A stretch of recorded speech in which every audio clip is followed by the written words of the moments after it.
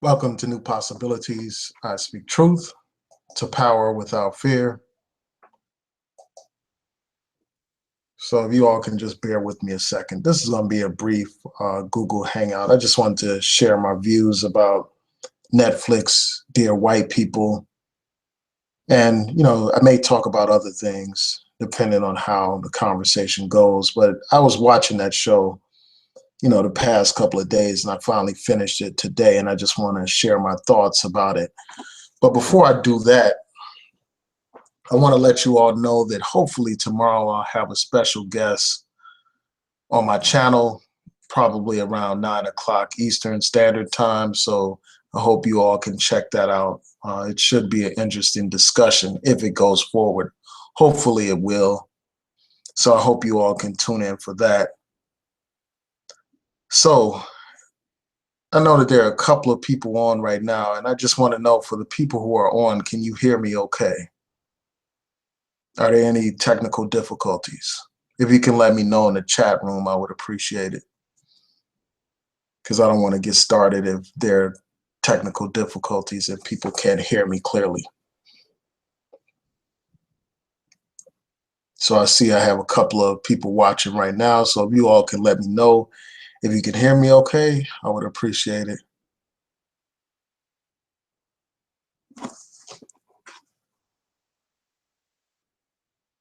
Okay, I see. Shout out to Dorothy. I see you said that you could hear me. I appreciate that. All right, so I want to know how many of you, shout out to Hood Mistress, you can hear me okay. I wanted to know how many of you have seen Dear White People on Netflix. If any of you have seen it, let me know. Oh, cool. You can hear as well. Angelia, I'm glad you can hear okay. Have any of y'all seen Netflix, Dear White People?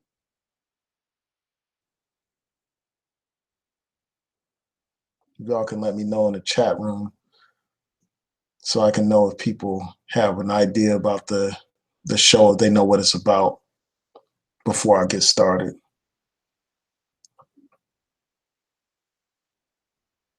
Okay, I see most people haven't seen it.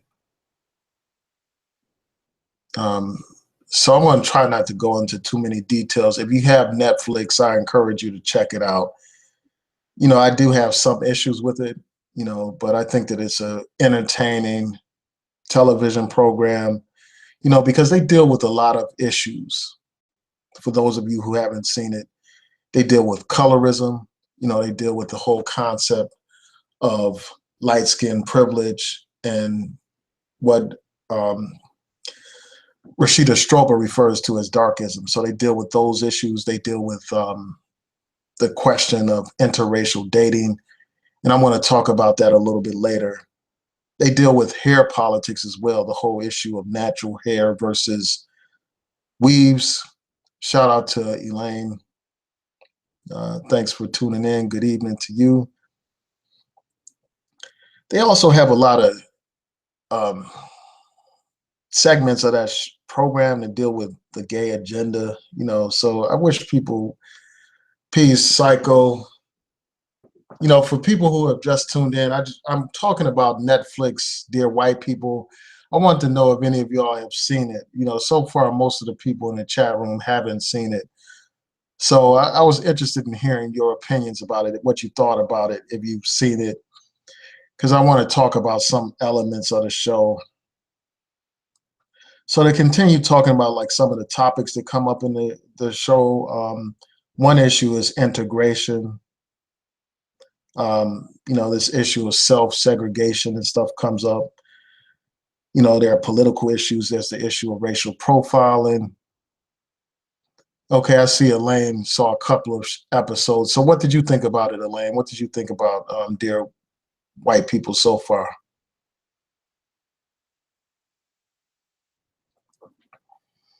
Yeah, because it brings up a lot of issues. One thing that I really was, I don't know if the word troubled is appropriate, but I was just concerned about like how they had this main character, and it's based off the movie. Like I saw the movie, and I had a similar criticism of the movie. But on the television show, you have this radical black woman who's I guess she's biracial. You know, I think from what I understand, she's biracial, but she identifies as black, and she's an advocate and activist on campus. She boldly speaks out against racism. She has a radio program where she condemns racism, and she starts out the segment with "Dear White People," and then she criticizes white people for their racism and their white privilege and all that kind of stuff. So while this woman is a fierce advocate for black issues and she's an advocate against racism and all that kind of stuff, while she's such a pro-black person, like on the surface, it turns out that in this TV series, she's dating this white guy. She's all in love with this white guy.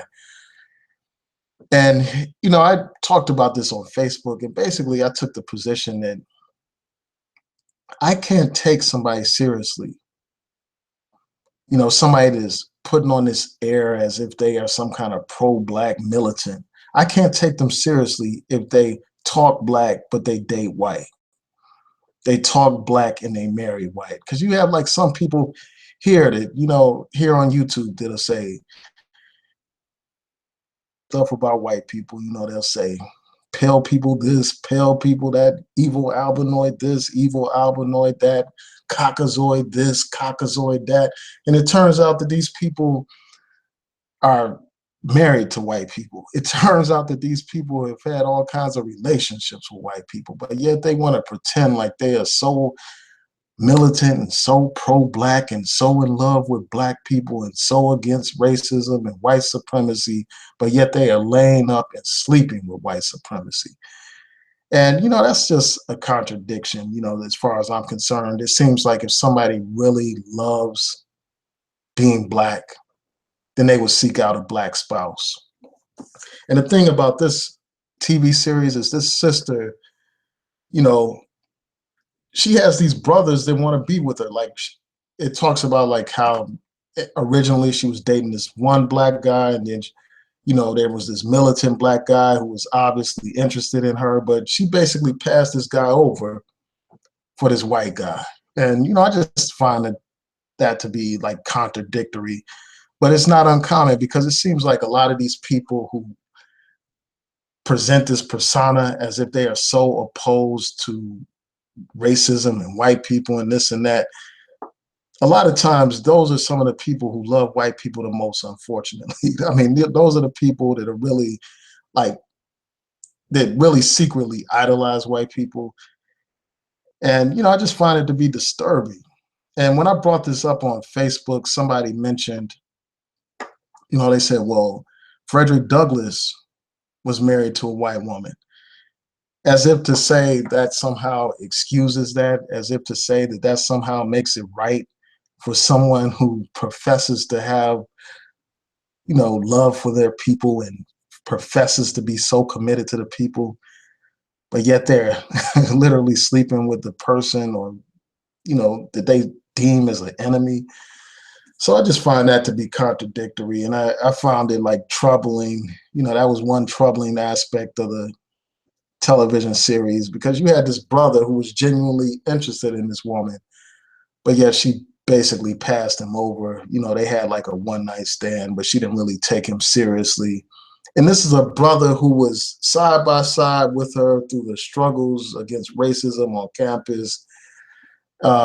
Yeah, so I don't get that. You know, I don't get that. And I think that that show was basically promoting like interracial relationships, because they also had like scenes from a television show that was supposed to be modeled after Scandal, you know, where it involves a white president and a black woman who was basically this president's mistress, and, you know, who's treated like a basically like what they call a thought and all that kind of stuff, treated real disrespectful and all that kind of stuff.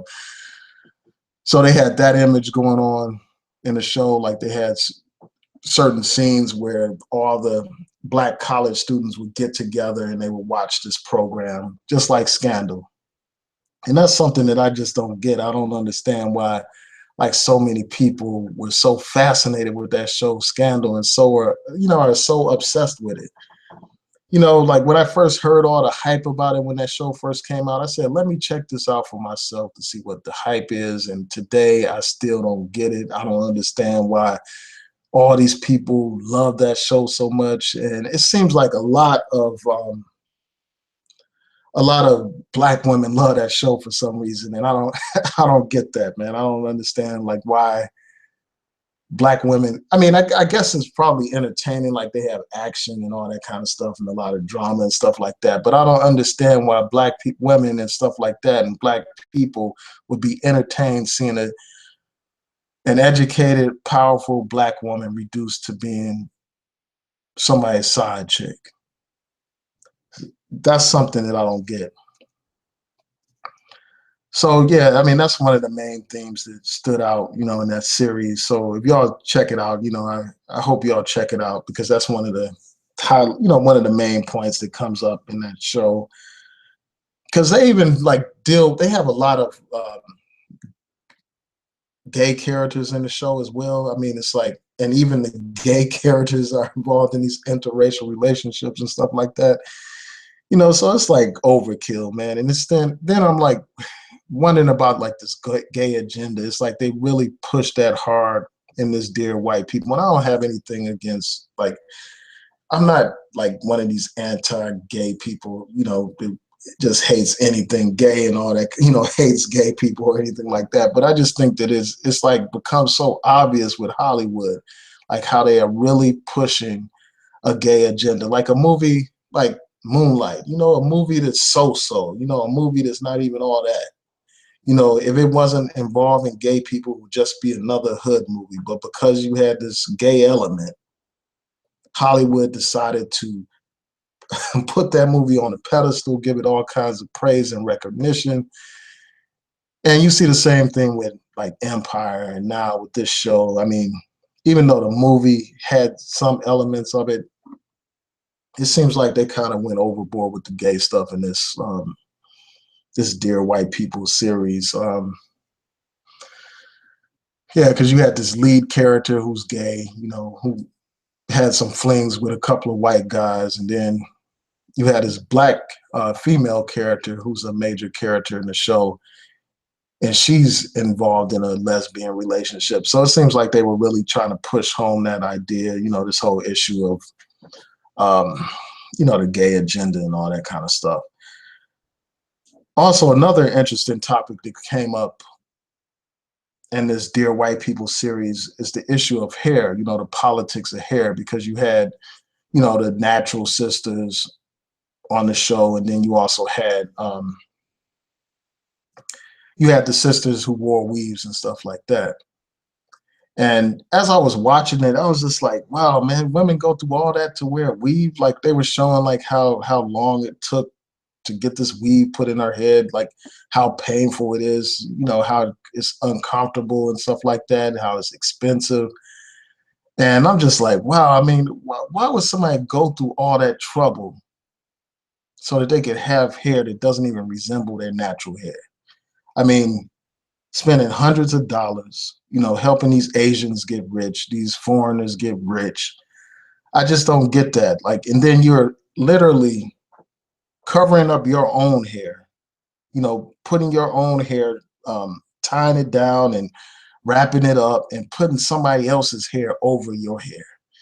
I mean, to me, that doesn't even make any kind of sense. Like, and it's an expression of like profound self-hatred as far as I'm concerned. I mean, the fact that somebody would go through all that trouble so that they could have hair that looks more European, hair that looks more acceptable to the larger society. I just think that it's deeply troubling that we still find a need to change who we are, to spend all this money so that we can look completely different from ourselves. And yeah, it's just a shame, man. It's like we have totally embraced this Western standard of beauty. I mean, like when it comes to hair texture and skin color and all that kind of stuff. And that just brings me to another point that they talked about, like this whole colorism issue, because like this lead character is biracial and all that kind of stuff. And then you had these other sisters who were dark skinned, and they just dealt with the fact that this lighter skinned woman had some kind of privilege because of her light skin, and these sisters don't. Like they don't have the same kind of recognition. And they were talking about all the issues that come along with skin color and all that stuff. And it's just a shame that those issues still persist. As I was discussing with Rashida Strober when she was on here, it's really a shame that here we are all these years after slavery, after Jim Crow, um, in 2017, and we are still wrapped up with color. We're still looking at people based on the color of their skin, still judging them and still having this preference for lighter skin. I think that that's sickening. And like all my life, I really didn't have a problem with it. Like no one, I've never had to deal with issues of colorism and stuff personally, like in terms of it affecting me personally, really until I got on YouTube. Like one time I was on a YouTube hangout and stuff like that. And, I noticed that like some of the people in the comment section, they were describing me as the dark one. They were like saying had all this negative stuff to say, and they were like describing me as the dark one because there were some lighter skinned people on the panel. And it just seemed like, this particular person that was commenting was all color struck. And, because of my skin, they basically attributed all these negative attributes to me. And I just thought that that was sick, man. I was just like, wow, I mean, people still have these color issues, and it's just amazing that like I would experience something like that here on YouTube, man. It's just crazy. Um, but yeah, it's just a shame that we still deal with these issues. And then another issue that came up in this series is this issue of integration, because here you have some African American students who are at an affluent Ivy League college, predominantly white college, and they have this dorm where a lot of the black students tend to live, and they gather for social events and all that kind of stuff. So even though they're on a white campus, they have their own place where they hang out and they associate together and all that kind of stuff, even though they are integrated on this campus. And on this show, they were talking about like how some funders of the college, some donors were trying to get rid of, the black dorms. They didn't want to have black students have their own separate place to hang out and socialize. They were expressing concern about so-called self-segregation. And, it just made me think about a lot of things, man, about this whole issue of integration. I don't buy these arguments that you hear some people make about how integration is the worst thing that ever happened to black people and all that kind of stuff. I don't buy into those arguments because, when you look at it, slavery was worse than integration. Jim Crow was worse than integration. I think a lot of times people exaggerate, they blow things all out of proportion. But I think that even in these integrated environments, people have a natural tendency to want to be around people who are similar to them, people that speak the same language, people that have the same cultural customs and all that kind of stuff. So it just comes natural that you'll have people group themselves together. And I don't think anything is wrong with that. But yeah, those are just some of the issues that came up in this series. So if you haven't seen it, I encourage you all to check it out. They also deal with politics, like you had this up and coming person who's running for class president and all that kind of stuff. And then you just see how politics is BS, like how a lot of times people who are in politics, they will say anything to any group of people in order to get support.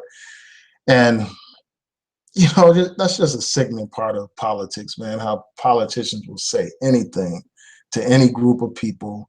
They don't have any real loyalty to any group. they just say what they need to say in order to get elected. Um, yeah, so those are just some of the things that came up in that series. If any of you have seen it, I know a couple of people mentioned that they saw it. I'm interested in hearing what you have to say about it. I'm going to look through some of the comments in the chat room, and then I also want to remind you all again that tomorrow, hopefully, I'll have a guest on here, and we're going to talk about a documentary that this person is putting out. So I hope you can be here for that. I see Psycho says that politics is a joke. Yeah, in a lot of ways it can be a joke, but I'm not one. As people know, I advocate voting. I advocate participation in the electoral process, but I also realize, I'm not blind to the facts that, that these politicians, some of them are full of crap, and it's up to the people to hold them accountable. I see Covina man said that you couldn't watch the film because of the bed winching. Yeah, I hear you, man. But I checked out the film when it was on DVD, and despite that, despite some issues that I have with it, as I discussed, I think that it still raises a lot of interesting issues about racism. And it also deals with racial profile. And that's another issue that I forgot to talk about. Like, they deal with the issue of police racially profiling African Americans. Like, even though you have these black people at this elite university, they are still subjected to racial profiling, discrimination. And there have been cases in the news, like that guy, I think his name is Charles Blow. He's a prominent journalist. He has a son who attends one of those Ivy League schools. I think it's Princeton or whatever. And his son faced some police brutality and harassment and all that kind of stuff, despite being an Ivy League student, with a famous parent and all that kind of stuff. And I just think that this stuff just brings home the fact that no matter what kind of education you have, no matter what kind of status you have, no matter how responsible and respectable you are, you can be a victim of police brutality at any moment if you're a black man or a black woman. And as I've talked about, I've posted a couple of videos about Jordan Edwards, that young brother who's a honor student, well-liked football player. Despite all his accomplishments and his great personality, despite him not having any kind of criminal record or disciplinary record, at the end of the day, when the police saw him, they just saw another nigga and they treated him as such and took his life, snuffed his life out. So this issue of police brutality is something that's very timely, and it's something that they talk about on this in this series. So again, I encourage people to check it out because it does raise some interesting points. Oh, I see Psycho said that he gets disgusted by watching our sisters with these cave beasts. Yeah, you going hard. Yeah, but I feel you, man. I mean, I hear you, because like sometimes I'll be out and about, like I'll go to a marketplace or whatever, and I'll see these sisters who are dressed up in, like, they may be in African garb or have natural hair and all that kind of stuff. They look as if they would be one of these pro-black activists or something like that, or one of these, people who have like a sense of nationalism or a sense of black pride just by their appearance. But often, unfortunately, a lot of them you'll see with white men. That's what you'll see. And I did a video about that like a while ago, asking like, why do so many natural women date and marry white men? Because that seems to be common, and if I get a chance, I'll post a link in the card so people can check that video out if they haven't seen it.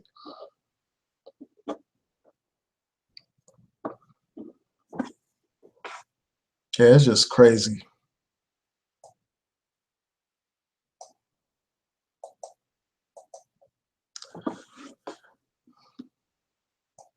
Let me just look through these comments real quick.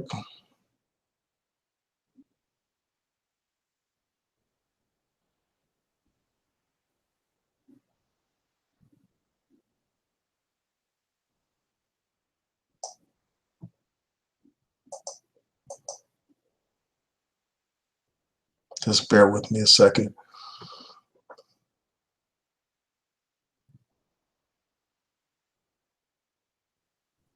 Oh, so your boss, Elaine said her boss said she should straighten her hair and dye it lighter. Yeah, I mean, that's a big issue for employment, like on the job. I mean, it's easy for me or somebody to say, well, sisters need to wear their hair like this and that. But like in terms of employment opportunities, like it does affect people's employment. It affects them.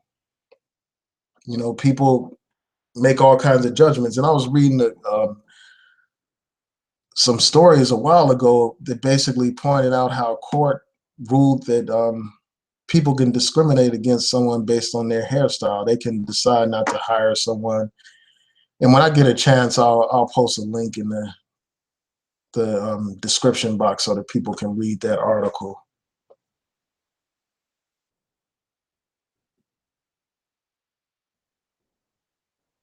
Okay, I see that Hood Mistress talked about how she experimented with a weave for prom and graduation. She said never again. Yeah, it just seems, I just don't understand. I mean, I understand like because society promotes this idea that long hair is more attractive, straight hair is more attractive.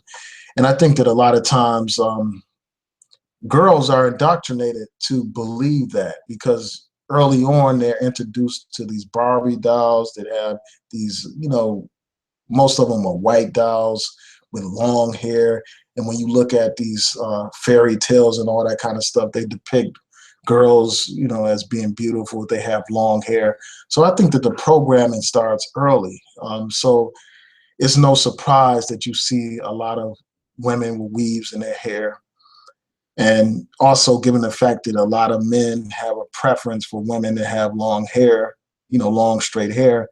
So it's not surprising that this problem continues, but it's just a shame that after all these years, after all these years of Black is Beautiful, after all these years of Black Pride, like with the Garvey movement, the Nation of Islam, the Black is Beautiful movement during the 60s and 70s, even today, it's like we still have women dealing with these issues of hair. But fortunately, a lot of women are moving towards natural hair. Um, that is a beautiful thing that a lot of women are embracing their natural beauty. But despite what I'm saying, like I won't like judge a woman. Like I won't. I'm not one to say to condemn women and all that kind of stuff because they choose to style their hair a certain way. I just think that our sisters look more beautiful with their natural hair.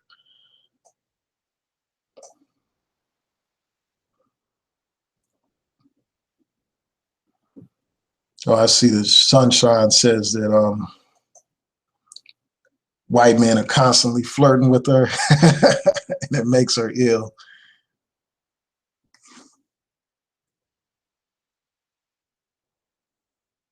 Oh, somebody asked, like, serious about hoops asked, when will you bring Crystalline Cares in on your show for a discussion?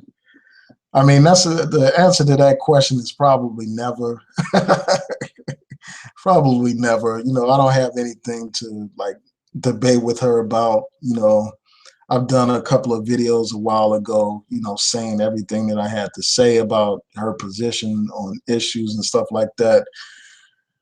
Basically, I think that it would be pointless to have her on my show, but it would be an entertaining discussion. I'll say that. It would be very entertaining. My whole thing is, I think that, she's full of crap, basically. I think she presents this false narrative, presents this false argument, basically trying to say she's all about character over color and all that stuff. But anybody who watches her show knows that she features primarily white men and with Black women or other non-Black men with Black women. So it's clear and obvious to me that her show is not about character, it's all about color. She is not beyond Black and white. She's all about Black and white. And I've seen example after example, and she's, most of the time when she's talking about black men, it's in a negative light. So, I mean, and when she's talking about white men, for the most part, it's in the positive light. So, yeah, I mean, I think that it would be pointless to have a discussion with her, but it would be very entertaining, though. I have to admit that, because I wouldn't cut her any slack at all.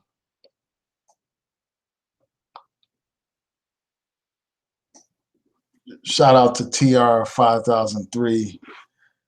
Yeah, it's been a while. I just, recently started doing these Google Hangouts again.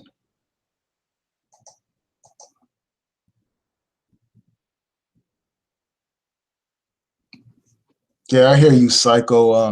Those black women going their own way are a lost cause. I mean, it's pointless to waste time going back and forth with them, arguing with them. I don't even watch none of their videos.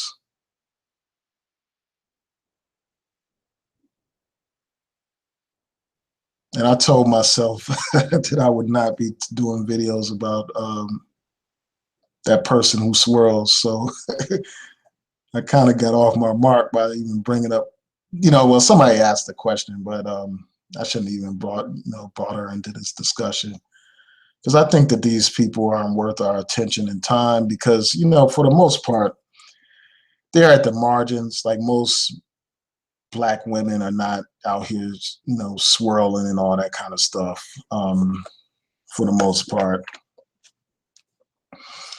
But there is a significant percentage of, black men and women who are swirling, but, then far from being the majority.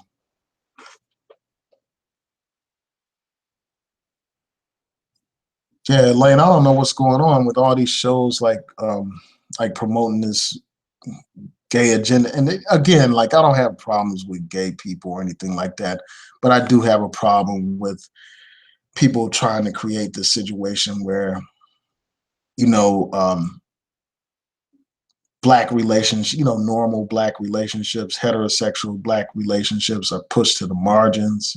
True black love is pushed to the margins. And you have either these interracial relationships being promoted or gay relationships promoted. And I just think that that's not positive. I don't think that that's positive for our community.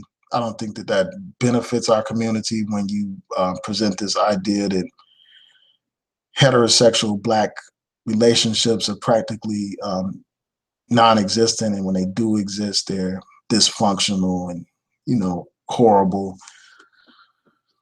So yeah, that's one concern that I have. Because if you look at a show like Empire, I mean, there is no no functional black relationship on that show. Even on this show, Dear White People, I mean, there is no functional, loving black relationship on that show. And the list goes on and on. I mean, like, I really miss the days of Cosby, Cosby Show, Good Times. And there are a couple of shows that I don't watch that probably do have positive images of black families, like Blackish. I haven't watched that. I don't think I've watched one episode of Blackish. That show, for some reason, just doesn't interest me like a Cosby Show or Good Times. Um, but yeah, I do think that we need to have more shows promoting black families and black love. So I'm going to scroll through these comments before I head out. So again, I want to remind people to just be on the lookout for a Google Hangout around 9 o'clock tomorrow. Hopefully it'll be able to go forward. I plan to interview an independent filmmaker who's done an interesting documentary about black people. Um, so I hope to be able to discuss that tomorrow.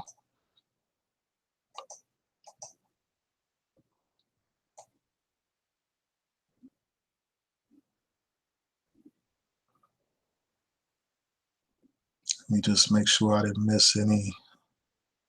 I see knowledge of self said team nappy and happy. Yeah, I hear you.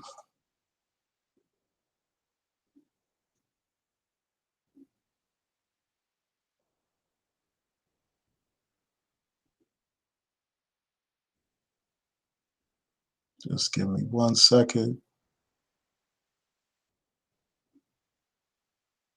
Yeah, but serious about hoops, that would be a crazy discussion if I had her on here. All right.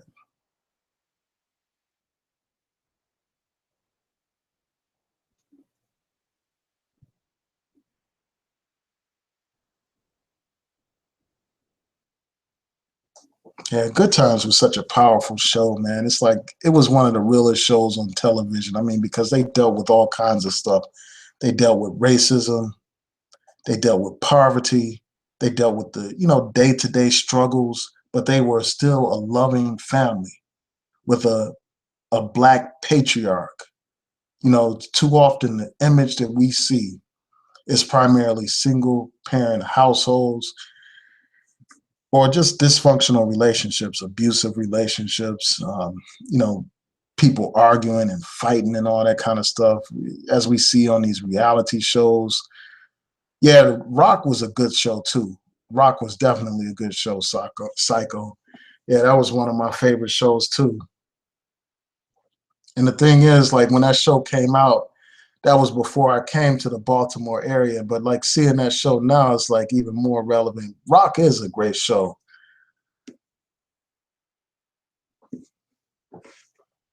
That was a show with strong black male characters and female characters.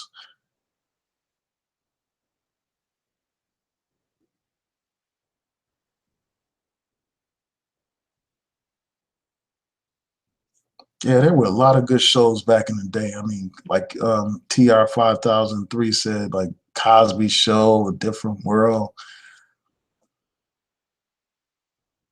Yeah, Different World was very positive show because it promoted education, black people getting higher education, um, educated black people, successful black people. Those are the kind of images we need to see more of.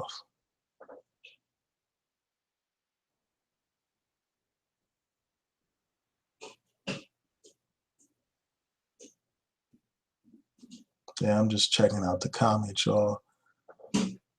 Yeah, so I just wanted to get on here for a second to share my thoughts with y'all. I appreciate y'all spending the night hanging out with me. So again, check me out tomorrow at around 9 o'clock Eastern Standard Time. Peace and blessings to each and every one of you, and good night.